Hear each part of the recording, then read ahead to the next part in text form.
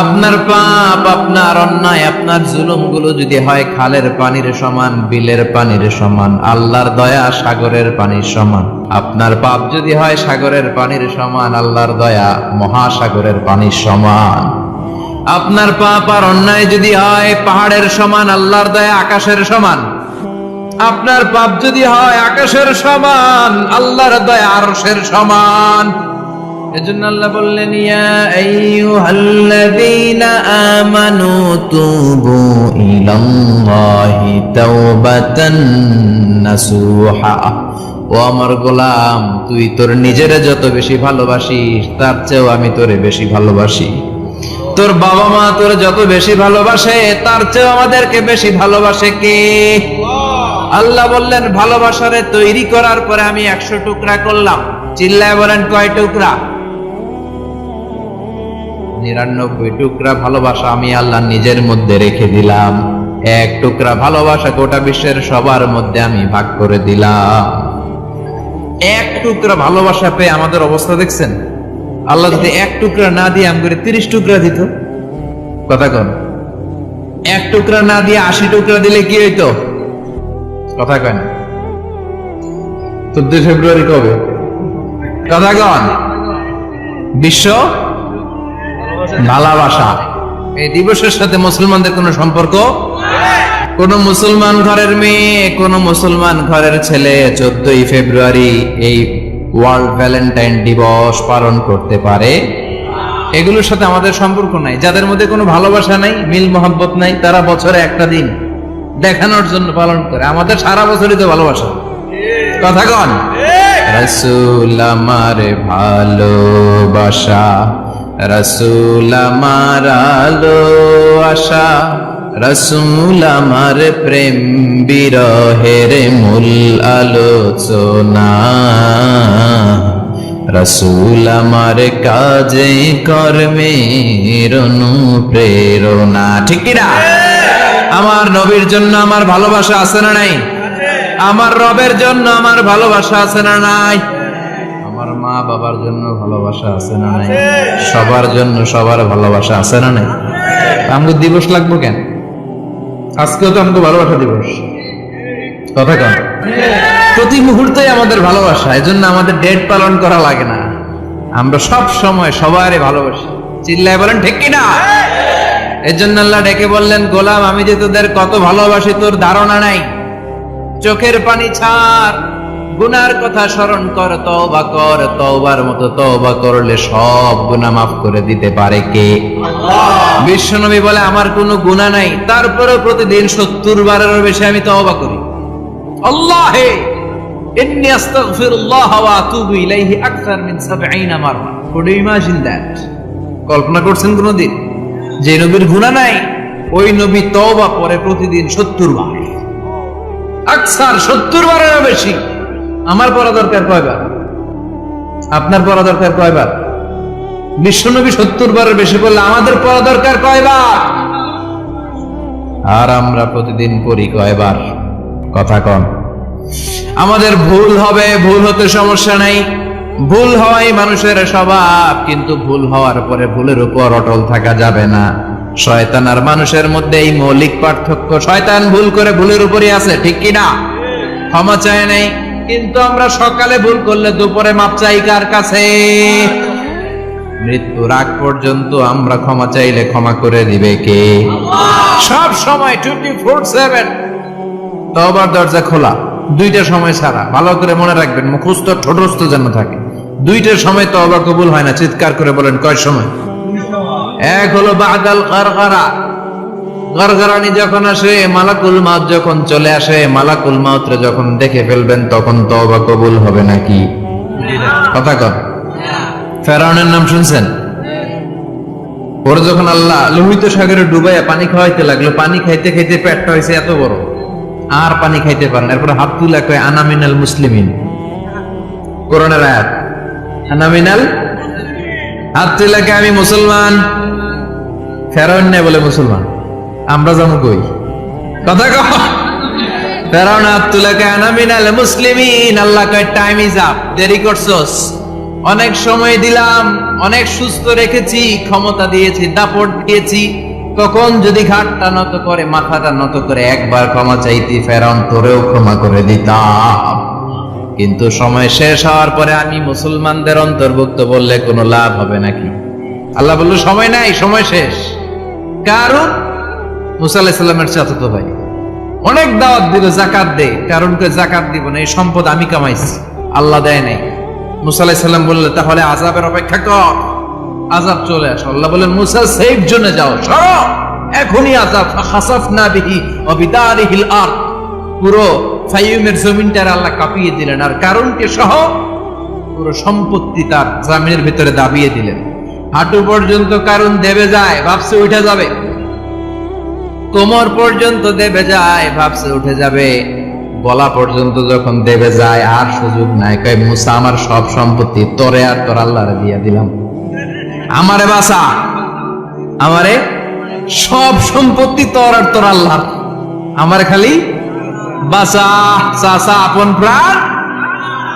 আল্লাহ বলে সময় শেষ। তার মানে বাদাল গারগারা তওবা কিন্তু আর কবুল হয়? এই হলো একটা। নাম্বার 2, বাদা তুলুই শামস মিন মাগরিবিহা, প্রতিদিন সূর্য কোন দিক দিয়ে ওঠে? কথা কয় না? পূর্ব দিকে। কিয়ামতের আগ দিয়ে সূর্যের পূর্ব দিকে উঠবে না, পশ্চিম দিক থেকে উঠবে। যেদিন প্রভাতে পশ্চিম দিক থেকে সূর্য উঠবে, ওই দিন থেকে তওবার দরজাটারে বন্ধ করে দিবে কে? তার আগ মুহূর্ত পর্যন্ত জীবনে যত গুনাহ করেছি, অন্যায় করেছি, চোখের পানি ছেড়ে ক্ষমা চাইলে ক্ষমা করবে কে? শয়তান আল্লাহরে চ্যালেঞ্জ দিছে, আল্লাহ তুমি আমারে জাহান্নামে পাঠাবা, আমিও তোমার বান্দা করে নিয়ে একসাথে জামাতে ঢুকমু।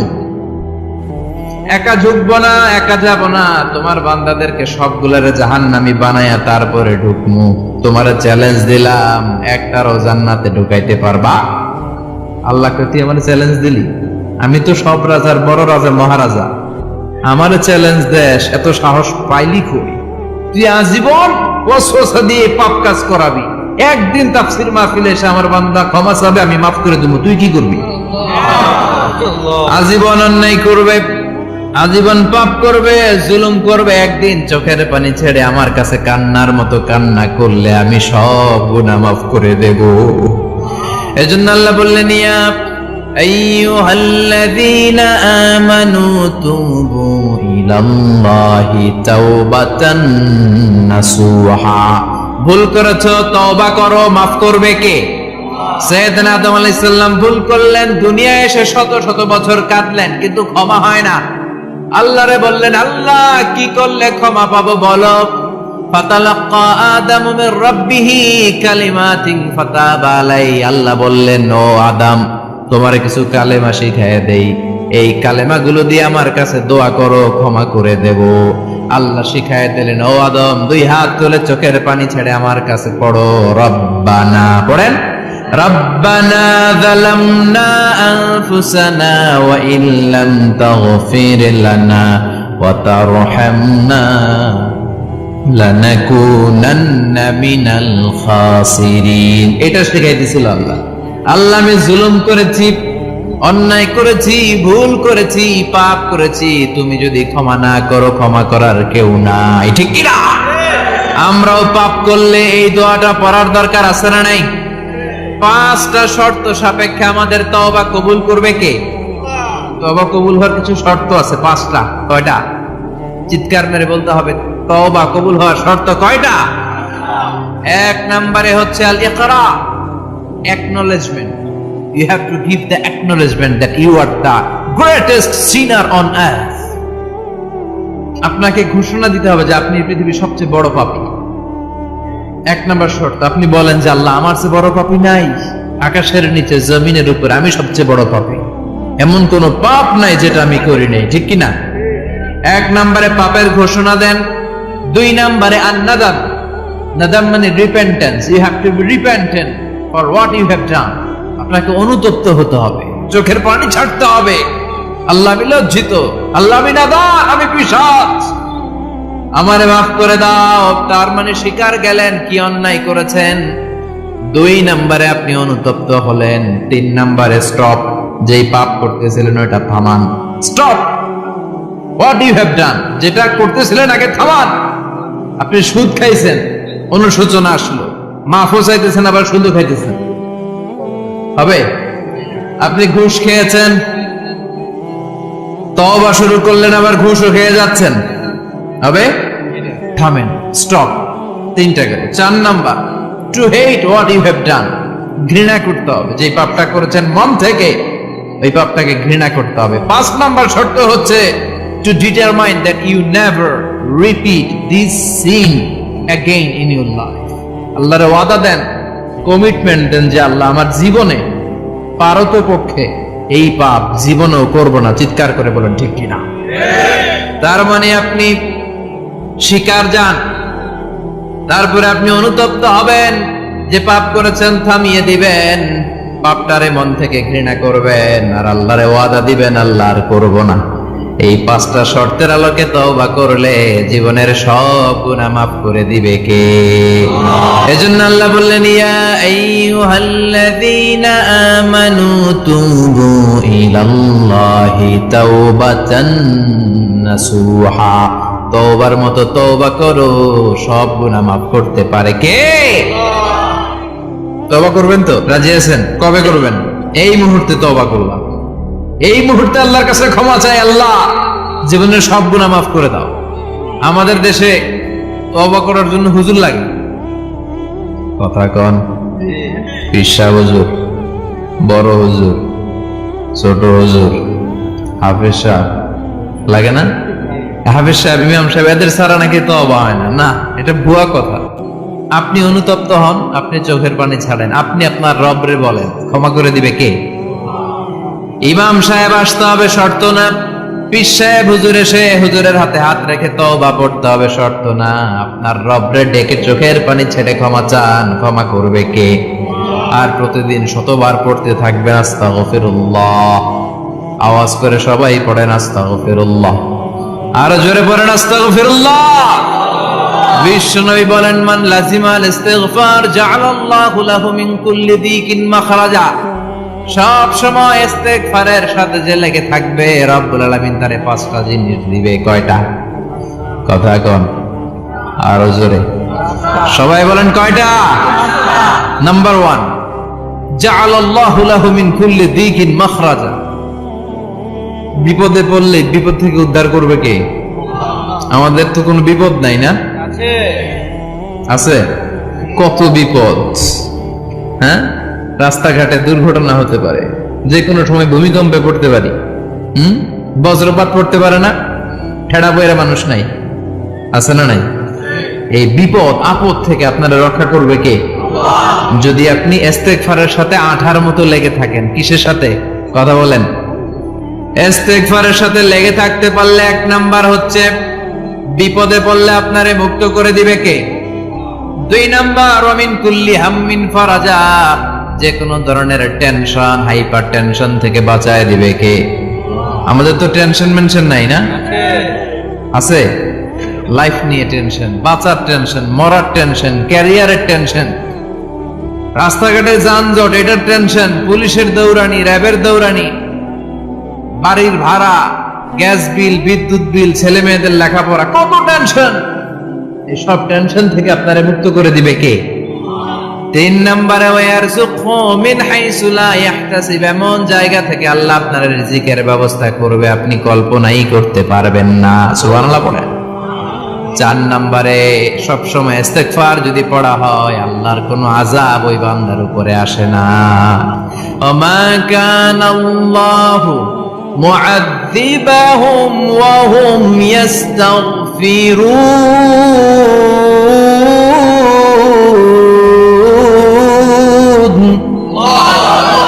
যতক্ষণ আমার বান্দা আমার কাছে ইস্তিগফার পড়তে থাকে, আমার কোনো আযাব বান্দারে পাবে না। যতক্ষণ ইস্তিগফার পড়বেন, আল্লাহর কোনো আযাব আপনার উপর আসবে না। 4টা গেল। 5 নাম্বার, বারবার ইস্তিগফার পড়লে রফিক ভাই আল্লাহ আপনার মুস্তাজাবুদ দাওয়া বানাবে। দোয়া করা মাত্র কবুল করে নেবে কে? মুস্তাজাবুদ দাওয়া বুঝেন তো? মানে যিনি হাত তুলতে দেরি, কবুল হতে দেরি হয় না। বারবার বারবার ইস্তিগফার পড়ে দেখেন যে আপনার দোয়া কেমনে কবুল হয়। ইমাম আহমদ ইবনে হাম্বলের নাম শুনেছেন? হাম্বলি মাযহাবের প্রতিষ্ঠাতা, হানাফি, শাফিঈ, মালিকি, 4 নাম্বারটা আপনারা বলেন হাম্বলি। এই হাম্বলি মাযহাবের ইমামের নাম আহমদ ইবনে হাম্বল, জগৎ বিখ্যাত মুহাদ্দিস। একক স্বতন্ত্র হাদিসের কিতাব হিসেবে পৃথিবীতে সবচেয়ে বড় যে হাদিসের কিতাব, ওইটার নাম মুসনাদ আহমদ ইবনে হাম্বল। 40,000 হাদিসের কালেকশন আছে। এই ইমাম আহমদ ইবনে হাম্বল ওনার শেষ জীবনটা হাদিস পড়ানো, হাদিস কালেকশনের জন্য ব্যয় করেছে। শহরের পর শহর, দেশ থেকে দেশ, দেশান্তরে ঘুরতেন একটা হাদিসের জন্য। উনি সফরে বেরিয়েছেন হাদিস কালেকশনের জন্য। প্রচন্ড শীতের রাত, উনি মাগরিবের নামাজ, এশারের নামাজ পড়ে একটা মসজিদে শুয়ে পড়লেন, আর শুয়ে শুয়ে হাদিস পড়তেছেন। কি পড়তেছেন? কথা বলেন। আর মনে মনে ভাবলেন রাতটা মসজিদে কাটায় দেই, ফজরের নামাজ পড়ে আবার বেরোবো। কিন্তু দারোয়ান এসে বলে মসজিদে থাকতে পারবেন না, ওঠেন। দারোয়ান আছে না, কথা কন। আহমদ ইবনে হাম্বল বললেন, আমি শুধু রাতটা থাকতে চাই, আমি তো ফজরেরও মুসল্লি, ফজর নামাজ পড়বো তো এই মসজিদে, আমার থাকতে দাও। দারোয়ান তো দেয় না, কেন? মসজিদে থাকার জায়গা না, যান মিয়া। উনি যে আহমদ ইবনে হাম্বল এটা চিনে নাই, থাকতে দেয়। কি করবে এখন? উনি কাঁথা গুছিয়ে হাদিসের কিতাব নিয়ে কাঁধের মধ্যে ব্যাগ নিয়ে মসজিদ থেকে বেরোয় গেলেন। কি আর করবে, প্রচন্ড শীত, আর কাঁপতেছেন, বুড়ো মানুষ। পথিমধ্যে দেখলেন বাজার একজন খাব্বাজ, শাবুন খাব্বাজ, যুবক রুটি বিক্রেতা। সে রুটি বিক্রি করে, চুলার মধ্যে রুটি সেকে। সে যে সালাম দিল, আসসালামু আলাইকুম, যুবক বলে ওয়ালাইকুম আসসালাম। আহমদ ইবনে হাম্বল বলে, যুবক আমার যাওয়ার জায়গা নেই, সফরে বেরিয়েছি, খুব শীতে কষ্ট পাচ্ছি, রাতে যদি তোমার এই চুলা থেকে একটু আগুন পোহাই, কোনো সমস্যা? যুবক বলে, না না সমস্যা না, হালান সাহালান, খোশ আমদেন, আসেন আসেন, আপনি আগুন পোহাইলে আমার সমস্যা কি? সুবহানাল্লাহ পড়েন।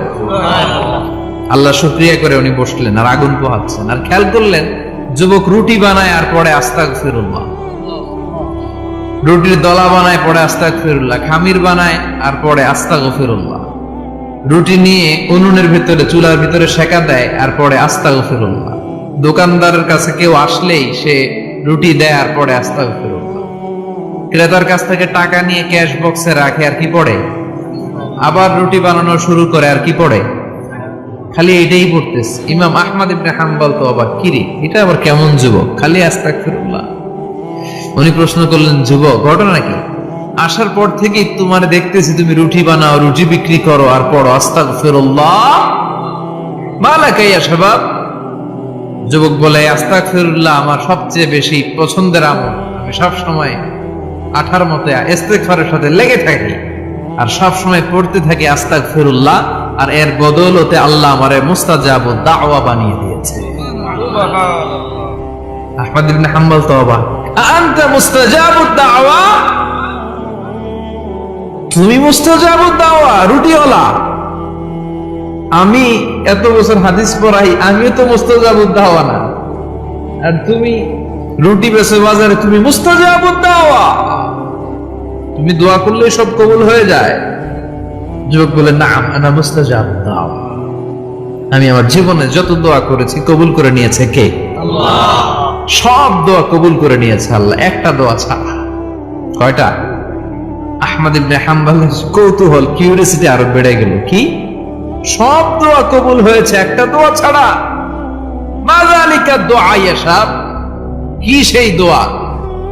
যুবক এবার বলতে শুরু করলো, আমার জীবনে যে দোয়াটা আল্লাহ কবুল করে নাই সেটা হচ্ছে, আমি আল্লাহর কাছে অনেক চেয়েছি, অনেক দোয়া করেছে যে আল্লাহ, শুনেছি এই জামানার সবচেয়ে বড় মুহাদ্দিস, তার নাম নাকি ইমাম আহমদ ইবনে হাম্বল। আল্লাহ তোমার কাছে আমার চাওয়া, আমি যেন এই ইমাম আহমদ ইবনে হাম্বলের দেখে মরতে পারি, আমি যেন ইমাম আহমদ ইবনে হাম্বলের হাতে হাত রেখে মুসাফা করতে পারি আর তার কপাল একটা চুমু এঁকে দিতে পারি। আহমদ ইবনে হাম্বল আবেগপ্রবণ হয়ে গেলেন, চোখের পানি ছেড়ে দিলেন, বললেন, যুবক তোমার এই দোয়াটাও কবুল হয়ে গিয়েছে।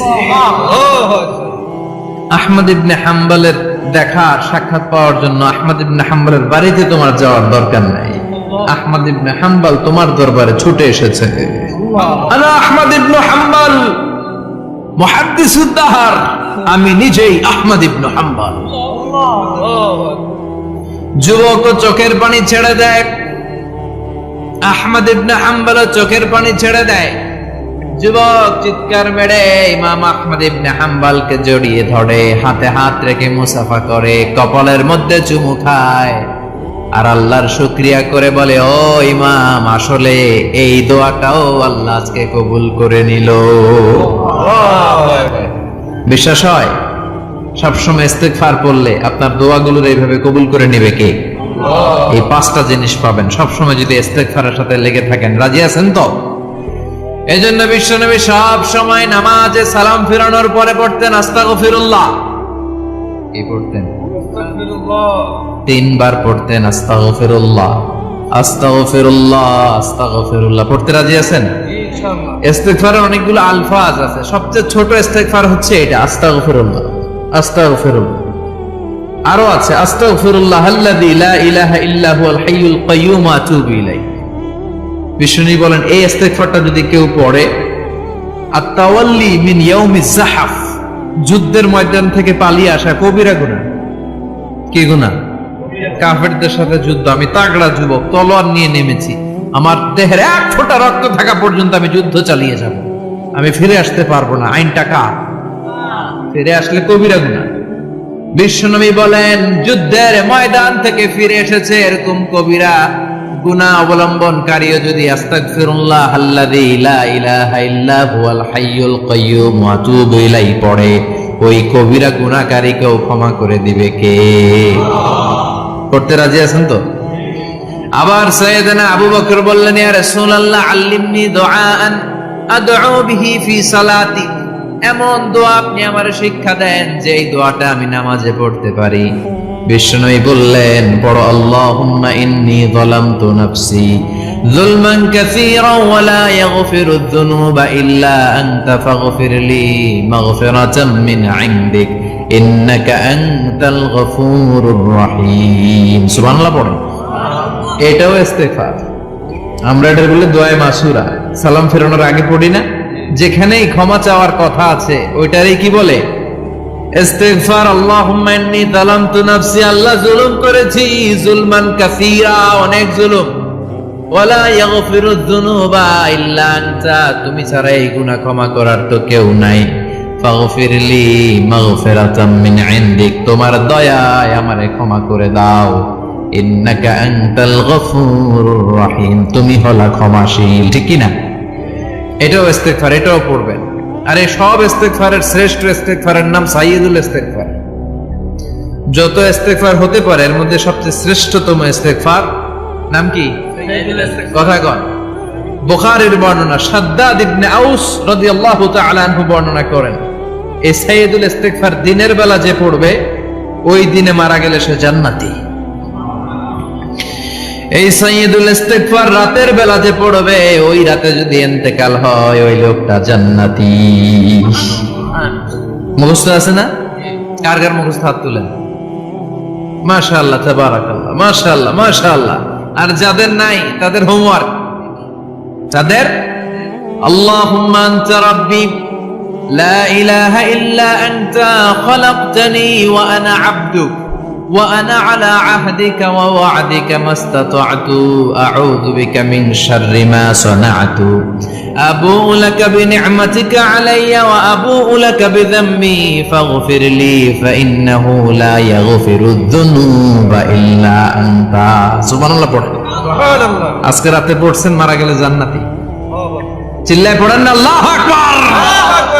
এজন্য বিশ্বনবী বলেন আমার আগের গুনাহ মাফ, পরের গুনাহ মাফ, তারপরেও প্রতিদিন আমি 70 বার তওবা ইস্তেগফার পড়ি। আজকে থেকে পড়তে রাজি আছেন তো? ইনশাআল্লাহ। বেশি বেশি ইস্তেগফার পড়া যাবে না? একটু প্রাণ খুলে দিল খুলে আওয়াজ করে পড়েন তো আস্তাগফিরুল্লাহ। আর জোরে পড়েন আস্তাগফিরুল্লাহ। আবার সবাই পড়েন আস্তাগফিরুল্লাহ। সব সময় তওবা ইস্তেগফার যারা পড়ে তাদেরকে পছন্দ করে কে? আল্লাহ। সব সময় জিকির করে করে জিহ্বাটারে যারা ভিজিয়ে রাখে তাদেরকেও পছন্দ করে কে? আল্লাহ বলেন ওয়াজকুর রাব্বাকা ফি নাফসিকা তাদাররুআন ওয়া খীফাতান ওয়া দুনাল জাহরি মিনাল কওলি বিল গুদুবি ওয়াল আসাল ওয়ালা তাকুম মিনাল গাফিলিন। সুবহানাল্লাহ পড়ে। আল্লাহ বলেন ওয়াজকুর রাব্বাকা ফি নাফসিক, আল্লাহরে মনে মনে ডাকো। তাদাররুআ ওয়া খীফা, আল্লাহর জিকির করতে আল্লাহ বলেছেন ফি নাফসিক, বুঝতেছেন না অর্থ? ফি নাফসিকা, মনে মনে আল্লাহর জিকিরটা করো। তাদাররুআ ওয়া খীফা, তাদাররুআ মানে বিনয়ের সাথে, with full of humility, submission and humbleness, বিনয়ের সাথে আল্লাহর ডাকো। ওয়া খীফা, গোপনে গোপনে ডাকো। দুনাল জাহারে মিনাল কওল, চিৎকার চেঁচামেচি করে ডেকো না। কার কথা? আওয়াজ করে জিকির করো না। এই যে আমরা মাহফিলে লা ইলাহা ইল্লাল্লাহ জিকির করে, এটা তালিম। উদ্দেশ্য কি? তালিমের জন্য আওয়াজ করে জিকির জায়েজ আছে, কিন্তু ব্যক্তিগত জিকিরের যে ইবাদতটা, এটা আস্তে আস্তে হইতে হবে, এটা ভদ্রভাবে হতে হবে, চিল্লা চিল্লি করে নয়। আবার তালিমের জিকির ওইটাও ভদ্রভাবে। ইন্নাল্লাহা জামিল ইউহিব্বুল জামাল, আমার আল্লাহ সুন্দর, আমার আল্লাহর জিকিরের মধ্যেও সৌন্দর্য আছে না নাই? কিন্তু এদেশে জিকিরের ভেতরে লাফালাফি আছে না নাই? বেশি না কম? কি বসেন বসেন, হ্যাঁ বসে যান তো, অনেক ধরনের আছে জিকির। হ্যাঁ বসেন বসেন, বসে যান। হ্যাঁ হাইবার আলী, এটা কি আবার জালালি?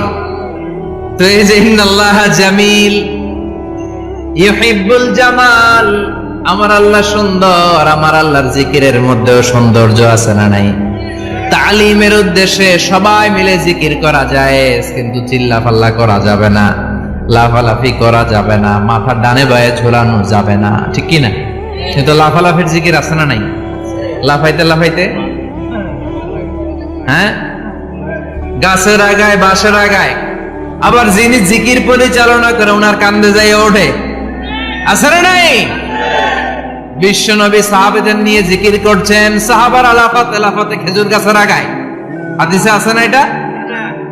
বিশ্ব নবী সাহাবাদেরকে নিয়ে জিকির করছেন, লাফাতে লাফাতে আবু বকর বিশ্ব নবীর কান্দের উপরে, আছে হাদিসে আছে?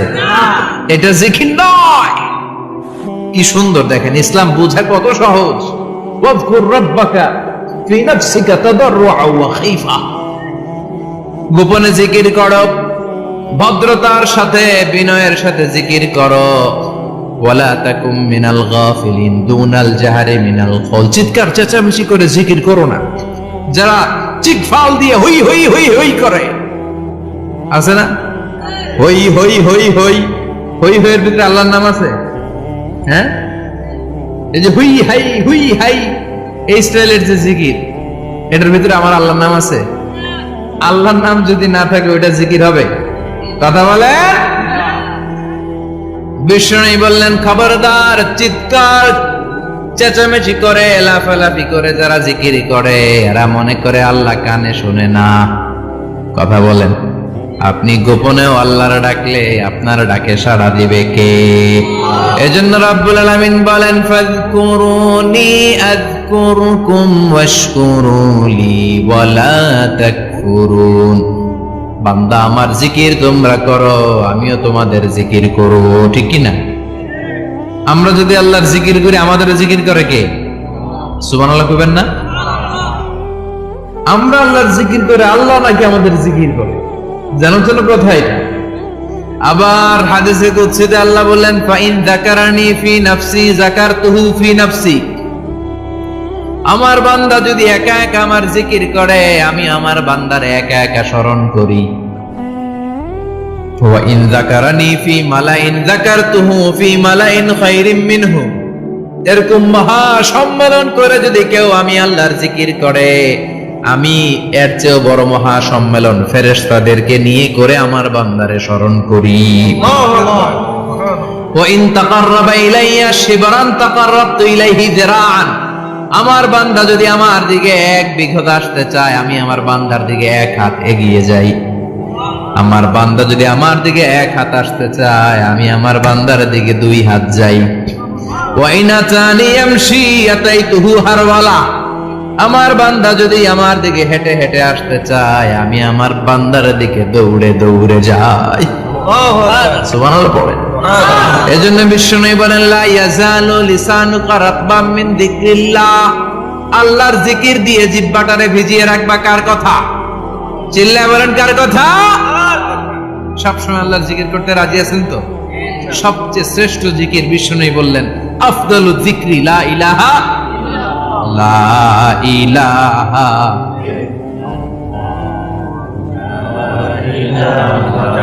লা ইলাহা ইল্লাল্লাহু মুহাম্মাদুর রাসূলুল্লাহ সাল্লাল্লাহু। সবচেয়ে শ্রেষ্ঠ জিকির লা ইলাহা। এর চেয়ে শ্রেষ্ঠ জিকির আছে? কথা বলেন। বিশ্বনবী বললেন, মান ক্বালা লা ইলাহা ইল্লাল্লাহ সিদকান মিন কলবিহি, একনিষ্ঠতার সাথে অন্তর থেকে কেউ যদি জীবনে একবার বলে লা ইলাহা ইল্লাল্লাহ, দাখালাল জান্নাহ। তার যদি পাপ থাকে, অন্যায় থাকে, ওই পাপ আর অন্যায়ের শাস্তিগুলার পরে কোনো না কোনো দিন আমার ওই বান্দা জান্নাতে ঢুকবে। একবার যদি খালিসান মিন কলবিহি সে পড়ে লা ইলাহা ইল্লাল্লাহ, তার জন্য জান্নাতকে অবধারিত করে দিয়েছে কে? আবার এটার নাম আল্লাহ দিয়েছে কালিমায়ে। কথা বলেন। দরাবাল্লাহু মাসালান কালিমাতান তাইয়িবাতান কাশাজারাতিন তাইয়িবাতিন আসলুহা সাবিতুন ওয়া ফারউহা ফিস সামা। সুবহানাল্লাহ। পবিত্র বাণী, এটা কালিমে তৈয়বা। আবু সাঈদ আল খুদরি থেকে বর্ণিত, মুস্তাদরাকে হাকিম আর সহিহ ইবনে হিব্বানে এসেছে। বিশ্বনবী বলেন, মুসা আলাইহিস সালাম আল্লাহর একবার প্রশ্ন করলেন, ইয়া রাব আল্লিমনি দুআন আদউ বিহি, আপনি আমারে এমন একটা জিকির শিক্ষা দেন যে জিকির দিয়ে আমি শুধু আপনার জিকির করব, কেউ এই জিকির করতে পারবে না। এই জিকির জানবো শুধু আমি, আর জানবেন। কথা কোন? প্রশ্ন করছে কে? হ্যাঁ, কাকে করেছে? আল্লাহ এমন একটা জিকির শিখান যেই জিকির কেউ জানে না, আমি জানবো, আর ওই জিকির দিয়ে প্রাণ ভরে আপনারে ডাকবো। আল্লাহ বললেন, মুসা পড়ো লা ইলাহা ইল্লাল্লাহু মুহাম্মাদুর রাসূলুল্লাহ। মুসা আলাইহিস সালাম বললেন, আল্লাহ চাইলাম কি, কইলেন কি? লা ইলাহা তো জাতীয় জিকির, এটা তো আন্তর্জাতিক জিকির, এটা জানে না এমন কেউ নাই। এমনকি হিন্দু ভাইরাও জানে। কথা কন। আল্লাহ আমি তো চাইছিলাম এক্সক্লুসিভ, আমার জন্য স্পেশাল। এর চেয়ে সুন্দর আর কেউ জানবে না। এত সুন্দর একটা জিকির আপনি দিবেন, এটা আমি ডাকবো আপনারে আর আপনি শুনবেন। আল্লাহ বললেন, মুসা এর চেয়ে দামি আমার কাছে নেই। আল্লাহু আকবার। লাউ তাদউ লা ইলাহা ইল্লাল্লাহ ফি কাফা, লা ইলাহা রে যদি মুসা এক পাল্লায় রেখে দাও, ওয়াস সামাওয়াতু সাবউ ওয়াল আরদিন, 7 আকাশ 7 জমিন যদি আরেক পাল্লায় রেখে দাও, লা ইলাহা এক পাল্লায়, 7 আকাশ 7 জমিন আরেক পাল্লায় ওজন যদি দাও, লা রাজাহাত কাফাতু লা ইলাহা ইল্লাল্লাহ, মুসা দেখবা মুহূর্তের মধ্যে লা ইলাহা ইল্লাল্লাহর পাল্লা ভারী হয়ে গেছে। 7 আকাশ 7 জমিন এক পাল্লায়, শুধু লা ইলাহা ইল্লাল্লাহ আরেক পাল্লায়, মুহূর্তে লা ইলাহার পাল্লাটারে ভারী করে দিবে কে? এটা বিপ্লবী বাণী। আমরা এটারে ভিক্ষার মধ্যে লাগাইছি। এখন ভিক্ষা করার সময় লা ইলাহা আছে না নাই? একটা টাকা দিয়া যান, আমি গরিব ইনসান, আখিরাতে সওয়াব পাইবেন পাহাড় সমান। একটা টাকা দিয়া যান, আমি গরিব ইনসান, আছে না নাই? জুমার নামাজের সময় ভিক্ষা করে, একটা টাকা দিয়া যান, লা ইলাহার জিকির লগে, আছে না নাই? এটা আমরা ভিক্ষার জিকির বানাইছি। এটা তো বিপ্লবী বাণী। এই বাণীর পক্ষে যারা, তারা ন্যায় আর সত্যের পক্ষে চিল্লায় বলেন ঠিক কিনা? এই বাণীতে যারা বিশ্বাস করে, তারা এক আল্লাহর সামনে মাথা নত করে দেয়। গোটা পৃথিবীর কোন শক্তির সামনে ওই মাথা নত হয় না, ঠিক কিনা? এই লা ইলাহা যারা আমরা মানি, আল্লাহ ছাড়া কারো সামনে মাথা নত করব? কোন শক্তি আমাদের মাথা নত করাতে পারে? বিপ্লবী বাণী, এটা সংগ্রামী বাণী। এই বাণী এমন বিপ্লব তৈরি করে গোটা বিশ্ব পাল্টে দেয়। এই লা ইলাহার ব্যাখ্যা করেছেন সাইয়্যিদ কুতুব শাহীদ তার তাফসিরে। নাম শুনছেন? কি নাম তাফসিরের? ফি জিলালিল কুরআন। ফি জিলালিল কুরআন লিখে উনি মিশর কাঁপিয়ে দিলেন। তিনি গোটা বিশ্বের জাহালাতকে তার তাফসিরের লেখনের মধ্যে দিয়ে তুলে এনেছেন। আর বলেছেন আল্লাহর আইন ছাড়া পৃথিবীর বুকে কোনো আইন চলবে না। তার তাফসীর পরে মিশরের সব যুবকরা রাস্তায় নেমে এলো।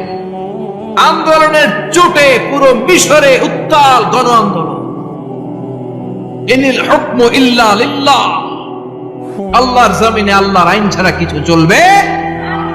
পুরো মিশর টালমাটা, সরকার টালমাটা। সরকার প্রধান ছিল জামাল আব্দুল নাসের। কয়ডারে জেলে ভর। তখন হকের কথা বললে জেলখানা আছে না নাই? সাইয়্যিদ কুতুব শাহীদের জেলখানায় ভরা হলো। ওনার জেলখানায় ভরার পরে আন্দোলন আরো 3 গুণ বেড়ে গেল। কায়রোর রাস্তায়, মিশরের রাস্তায় রাস্তায় ইসলাম প্রেমিক, কোরআন প্রেমিক যুবকদের আন্দোলন। পুরো আন্দোলনে মিশর কেঁপে উঠল। মিশর ব্যাপী আন্দোলনের গণজোয়ার। সরকারের অবস্থা খারাপ। সরকার এবার ঘোষণা দিল সাইয়্যিদ কুতুব শাহীদ মিশরের যুবকদেরকে আন্দোলনে ঠেলে দেওয়ার কারণে তাকে মৃত্যুদণ্ড দেয়া হলো, ফাঁসি। যুগে যুগে কোরআনের পক্ষে যারা, এদের কাছে ফাঁসির রশি আছে না নাই? কিন্তু এই ফাঁসির রশিকে তারা থোড়াই কেয়ার করে, চিল্লায় বলেন ঠিক কিনা? ফাঁসি, সাইয়্যিদ কুতুব শাহীদের ফাঁসির রায় দেয়া হলো। আদালত থেকে ফাঁসির রায় বহাল রাখা হলো। যেদিন ফাঁসি দেয়া হবে তার 1 ঘন্টা আগের ঘটনা। কারা কর্তৃপক্ষের নিয়ম অনুযায়ী, জেল কোডের নিয়ম অনুযায়ী জেলখানার যিনি ইমাম আছে না, উনি 1 ঘন্টা আগে আইসা এই কালিমা পড়ায়। যারা ফাঁসি দেয়া হবে এর পড়ায় লা ইলাহা মুহাম্মাদুর। তো সাইয়্যিদ কুতুব শাহীদকে কালিমা পড়ানোর জন্য ইমাম সাহেব আসছে। ফাঁসির বাকি কয় ঘন্টা, এসে বলে সাইয়্যিদ কুতুব শাহীদ আপনি পড়েন লা ইলাহা ইল্লাল্লাহ। সাইয়্যিদ কুতুব শাহীদ বলে আমারে দিয়ে কালিমা শিখাইস না, আমি কালিমা খুব ভালো জানি। যেই কালিমা পড়ানোর কারণে সরকার তোরে বেতন দেয়, ওই কালিমার ব্যাখ্যা করার কারণে সরকার আজকে আমারে ফাঁসি দেয়। তুই কালিমা পড়াস, তোরে টাকার বান্ডিল দেয়, আমি কালিমার ব্যাখ্যা করার কারণে ফাঁসির মঞ্চে দাঁড়াই। চিল্লায় বলেন ঠিক কিনা? তার মানে তোর কালিমা আমার কালিমা এক কালিমা না। এই 2 কালিমার মধ্যে পার্থক্য আছে না নাই? তোর ইমানি চেতনা আমার ইমানি চেতনা এক ইমানি চেতনা নয়। তোরে টাকা দেয়, আমারে ফাঁসি দেয়, তার মানে 2 চেতনা আলাদা। চিল্লায় বলো ঠিক কিনা? এজন্য আল্লাহ ডেকে বললেন গোলাম, এটা বিপ্লবী বাণী। এই কালেমার আন্দোলন যারা করে তারা আল্লাহ ছাড়া পৃথিবীর কাউরে ভয় পায় না। আর তারা চায় কালেমার পতাকা পৃথিবীর মধ্যে যেন পথ পথ করে উড়ে, ঠিক কিনা? বাংলার জমিনে কালেমার পতাকা উড়ুক, আমরা চাই কি চাই না? কোনো একদিন এদেশের আকাশে কালিমার পতাকা উড়বে, সেদিন সবাই খোদাই বিধান পে দুঃখ বেদনা ভুলবে। কোনো একদিন এদেশের আকাশে কালিমার পতাকা উড়বে, সেদিন সবাই খোদাই বিধান পে দুঃখ বেদনা ভুলবে। চিৎকার করে বলেন ঠিক কিনা? এই কালেমার সমাজ যদি হয়, ওই সমাজে কেউ লাঞ্ছিত হবে না, ওই সমাজে কোনো নারী নিগৃহীতা হবে না, ওই সমাজের কোনো কাজের মেয়েরা ধর্ষিতা হবে না, ওই সমাজে দুর্নীতি থাকবে না, ঘুষ থাকবে না, চাঁদাবাজি থাকবে না, টেন্ডারবাজি থাকবে না। সমাজটারে শান্তি দিয়ে সমৃদ্ধ করে দিবে কে? এজন্য সব সময় জিকির করতে হবে। একজনের চিল্লায় বলেন তিনি কে? শ্রেষ্ঠ জিকির হচ্ছে লা ইলাহা ইল্লাল্লাহ। করতে রাজি আছেন? সব সময় জিকিরটা করতে রাজি আছেন? Every night and every day,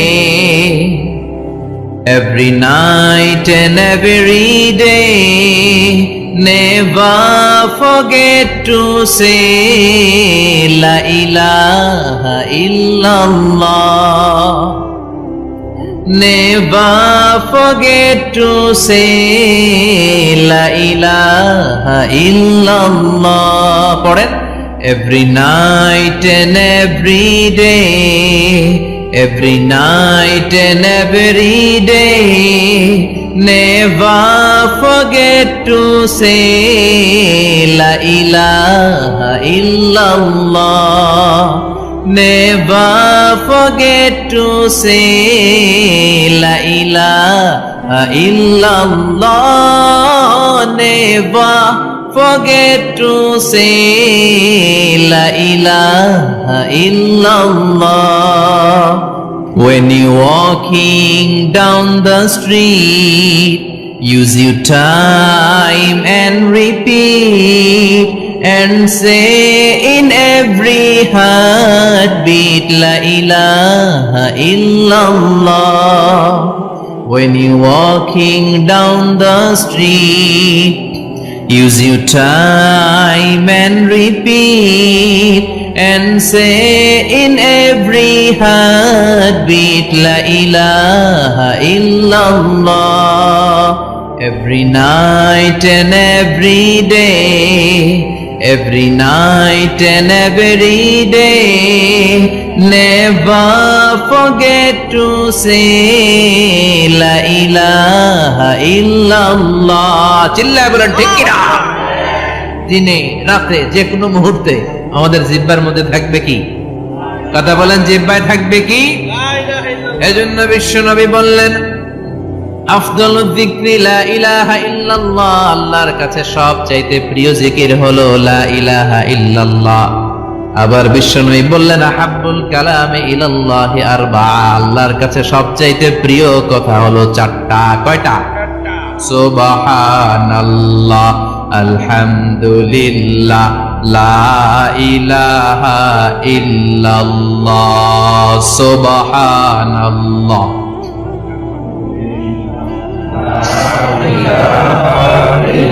লা ইলাহা ইল্লাল্লাহ, মুহাম্মাদুর রাসূলুল্লাহ। সুবহানাল্লাহ পড়েন। চারটা কথা আল্লাহর কাছে সবচেয়ে প্রিয়। একটা হচ্ছে সুবহানাল্লাহ, আর একটা হচ্ছে আলহামদুলিল্লাহ, আর একটা হচ্ছে লা ইলাহা ইল্লাল্লাহ, আর একটা হচ্ছে আল্লাহু আকবার। এই যে শুরুতে তিনটা তাকবীর দিছি, এই তাকবীরটা আল্লাহর প্রিয় কথা যে চারটা, এই চারটার মধ্যে একটা আছে না নাই?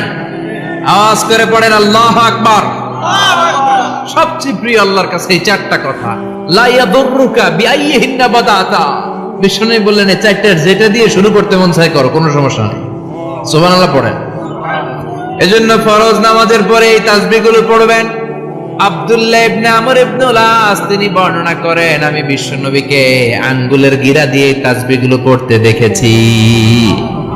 রাআইতুন নাবিয়্যা সাল্লাল্লাহু আলাইহি ওয়াসাল্লাম ইয়াকিদু তাসবিহা বিয়ামিন। আমি বিশ্বনবীর ডান হাতের আঙ্গুলের গিরায় তাসবিহগুলোকে পড়তে দেখেছি।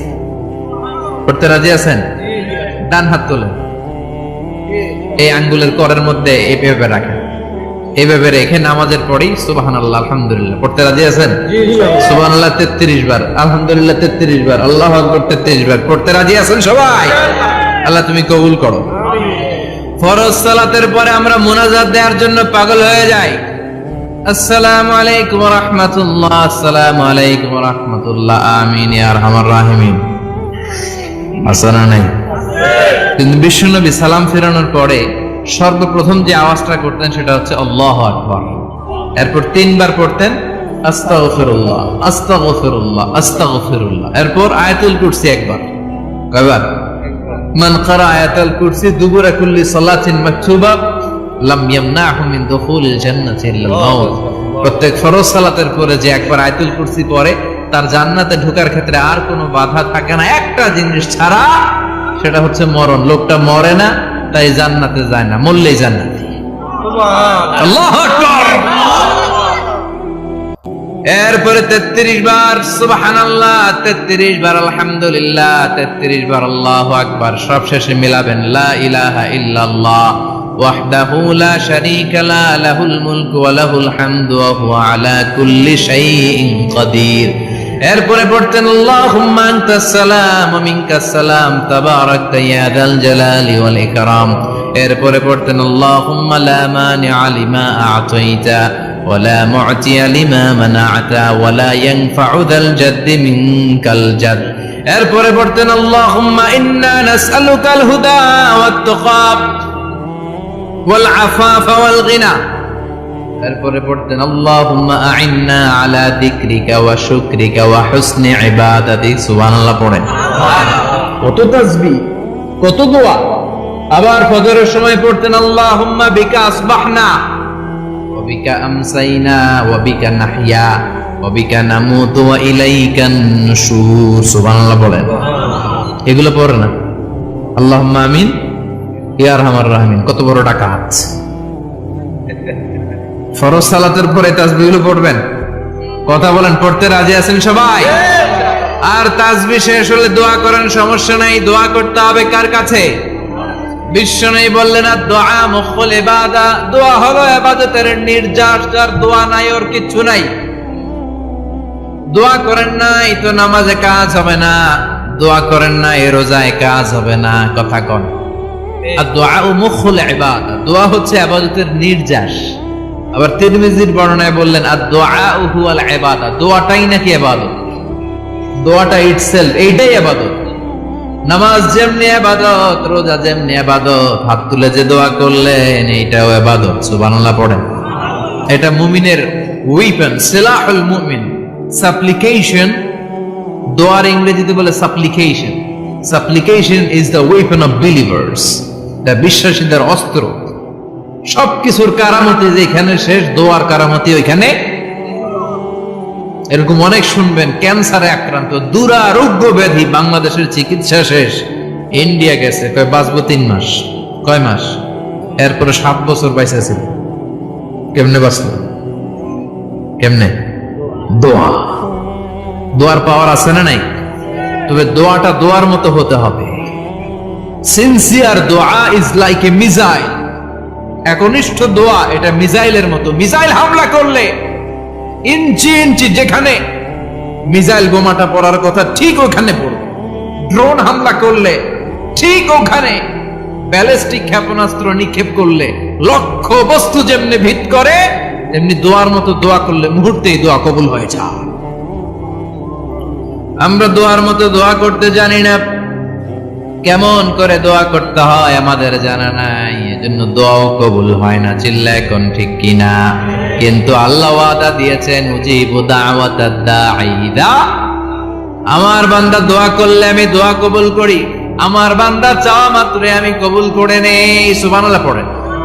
যত দোয়া আপনি করেছেন সব কবুল, সব। All of your duas are accepted, সব কবুল হয়েছে আল্লাহর কসম। অনেকে বলবে হুজুর এটা আবার কি কইলেন? তখন তো ভালোই কইতেছিলেন।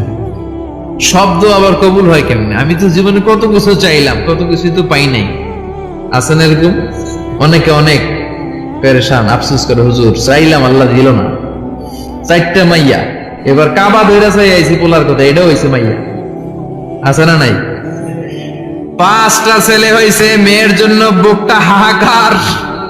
হজে যে আরাফাতের ময়দানে চেয়ে আসলাম, এইবারও হইছে আর একটা পোলা। আছে না নাই? কত কিছু চাইলাম, পাইলাম না, দিল না আল্লাহ। বলে না আপনার সব দোয়া কবুল। তবে কবুল হওয়ার 3টা সিস্টেম আছে। কয়টা? কয়টা? আপনি যত দোয়া করছেন সব কবুল, কারণ আল্লাহর কাছে কিছু চাইলে আল্লাহ ফিরায় দিতে জানে না।